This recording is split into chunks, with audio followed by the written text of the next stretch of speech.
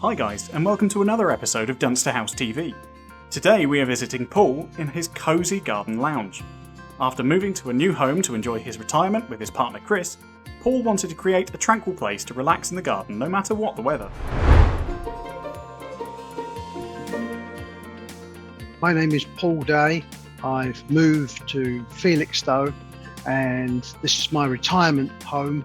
The idea of the log cabin was we had a little old shed there that was derelict, and I wanted somewhere that I could sit and me and my partner Chris, so that we could share our times together, away from the TV and away from all the gadgets and that sort of thing. Paul's garden originally had a very worn down shed at the bottom of it, which didn't really have much life left in it, poor little soul. This was primarily used for storage, but Paul and his partner decided that the shed was really on its last legs, and that space could be used in a better way, especially as it's at the forefront of the garden. Now Paul has a lovely space to enjoy and look out to from the cabin, especially with such a beautiful garden. Who wouldn't want to sit there all day? My first job was a wood cutting machinist, so I've had experience of wood before, but I would like to say that the Dunster House is a bit like a jigsaw. If you follow the diagrams and the description carefully, anybody can build this. Where is Paul taking us now? Is that another cabin? Oh wow, we've got a real Dunster House fan here.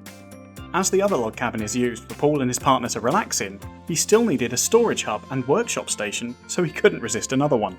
I'm really pleased with this summer house. It's all what we wanted. I've got some design ideas off of the Dunster House site, looking at other people's, so that I got colours, especially the inside one. We wanted to make it a lounging area.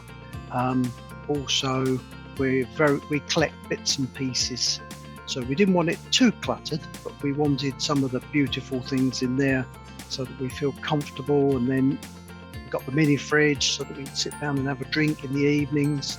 So it's a feature of the garden. It's a place for us to sit, and it just looks so lovely in the garden that we feel. And we shared it with friends and family, and they love it. They think it looks beautiful.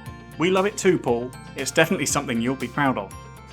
If you want some more inspiration on garden buildings and how you can transform your garden, subscribe and turn on your notification bell so you never miss an episode. See you next week.